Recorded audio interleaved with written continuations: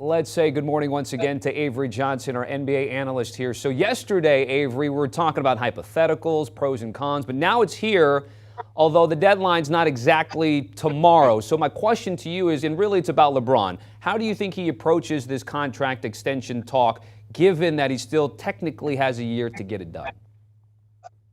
Well, I think he approaches it with looking at all of his different options. LeBron James, who's going to turn 38 in December. This guy wants to win. It's all about winning championships for him. When you look at LeBron James sitting around in his living room watching Steph Curry and Draymond Green, one of his really good friends, and Klay Thompson win the championship, and Steph Curry win the MVP.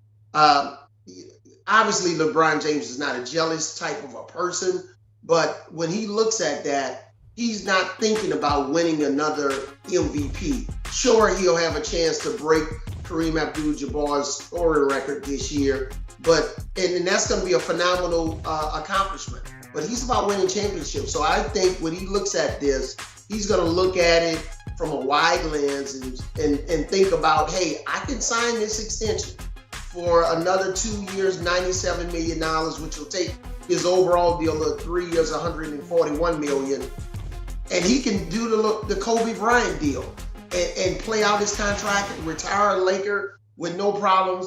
But that probably is going to diminish his opportunities to win a championship, or decline signing his extension, have more bandwidth to sign more players, maybe another player in free agency like a Chris Middleton or Kyrie Irving, to join in with the other guys like Anthony Davis. So I think he's going to give himself the maximum amount of potential to win another championship. And they've been on a nice, steady decline. They won the title in 2020, then lost in the first round the following year, and then 11th in the West last season. Let's go from one superstar to another. Kevin Durant really shocked a lot of us when he wanted out of Brooklyn, although there's a report out there, Avery, that the Nets hope that he will sort of retract or rescind that trade request, reportedly meeting with Nets owner Joe Tsai this week. What do you make of KD and the Nets at the moment? Well, it's just a dumpster fire. It's a mess. And, I think KD expected at this point to have been traded. And I don't think he's going to necessarily back down or retract his trade request, because, again, he's going to be going back to a mess. He's going back to a mess because he doesn't know if Kyrie Irving is going to play and be available the whole season, because it's always been some reason why he hasn't been able to participate with the team. Ben Simmons is still a big question mark. Does Kevin Durant have maximum confidence in this coaching staff and the rest of the supporting cast? So I don't know if he's going to retract his trade request. I think he wants a new address. I don't think he believes that his team is good enough to beat any of the top tier teams. They got swept in the first round by the Boston Celtics. They're still not better than Boston, Milwaukee, Miami, Philadelphia. So I don't think this is going to end well if Kevin Durant's not traded from the Brooklyn Nets. And what is different than LeBron and KD is obviously KD's got a longer contract deal going on, just signing that extension back out in 2021. All right, let's move over to Utah. Donovan Mitchell, another star/superstar that's been talked about, whether he stays, whether he goes. If my question to you, Avery, is what are the chances that Donovan Mitchell stays in Utah? What do you think the chances are there? I think he's all but gone. This is a Danny Ainge 101 classic trade scenario. Danny Ainge knows exactly what he's doing. The clock is on Danny Ainge's side. He's just waiting maybe for the New York Knicks to add one more first-round pick, or he's waiting for the Miami Heat to sweeten the pot a little bit more. So again, Danny Ainge is just sitting at night, probably smoking a cigar, just waiting on the Knicks front office to give him exactly what he wants. But again, he's not in a rush. He can make this trade the day before training camp. So Danny Ainge playbook, right down the middle. He's done this before. Just think about how he fleeced the Brooklyn Nets for those draft picks that led to guys like Jason Tatum and Jaylen Brown. when KD and Paul Pierce was at the end of their tenure in terms of their career. So again, Danny Ainge, he's just waiting on the Knicks to sweeten the pot, and eventually they will. And wherever Donovan ends up there, Coach, let me just ask you about Mitchell. Is he a 1 on a championship team, or is he going to be a really good 2 on a title team? I think he's a really good 2. This would be a great step in the right direction for the New York Knicks to try to get them back in the playoffs, pair him with Jalen Brunson. Now you have a solid backcourt.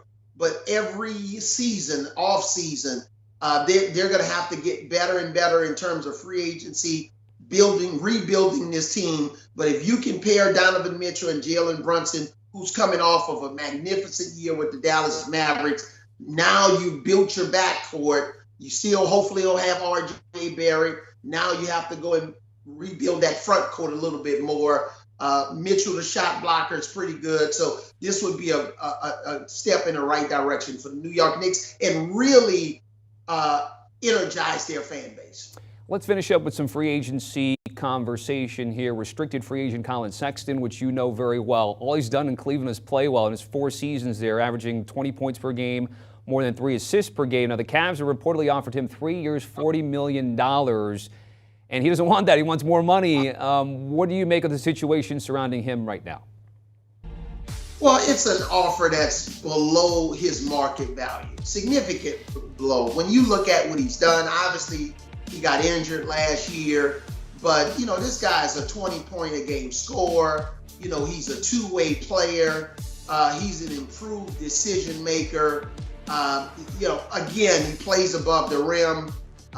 He can play on the ball, off the ball. So again, obviously, he was very limited last year, but, throughout his career, he's been very consistent, and he didn't have a chance to play with a guy like Evan Mobley consistently. Now you insert him into this rotation, they would become a more deeper team, a faster team, a more dangerous team. But again, they know he's a restricted free agent. The Cavs have all of the leverage. There's limited amounts of cap space with teams around the league. Just think, DeAndre and they have to go get an offer sheet. So just think about that.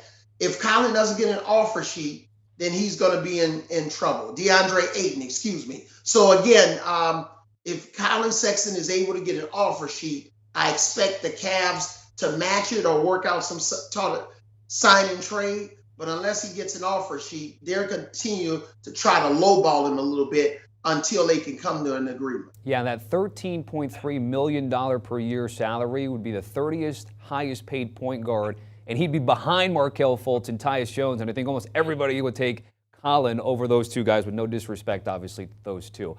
Let's wrap things up with the unrestricted free agents. Obviously, a different situation than Collin's under here. A lot of big names, a lot of veterans here, but of course, Carmelo Anthony, Coach. What do we think about Carmelo? Maybe going back to L.A. What do you think about Melo? Yeah, I think Carmelo would be a solid addition if the Lakers re-sign him, especially for a minimum contract. He's a solid, 16-minute type of a player at this stage of his career, coming off the bench. He can come off the bench and get you 10 points in his sleep. That means something, especially in a long regular season.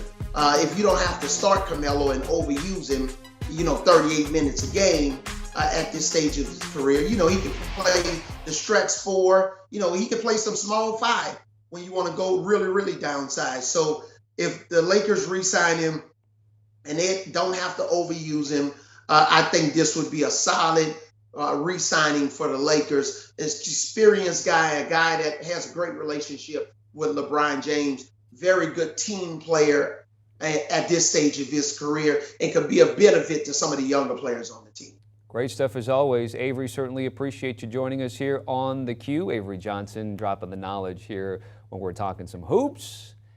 And the odds to win the NBA title, maybe surprising to some to see where the Lakers are, given all that we're talking about surrounding them, at less than 10-1. Celtics, Warriors, 2 teams that were in the NBA Finals there. No surprise they're atop the betting board plus 450 for Boston, and for the champs, plus 550. Do you want a sports network that delivers everything that matters about the game? The highlights, the picks, the instant analysis, no yelling, no fake debates, no politics. Hit the subscribe button and never miss a moment.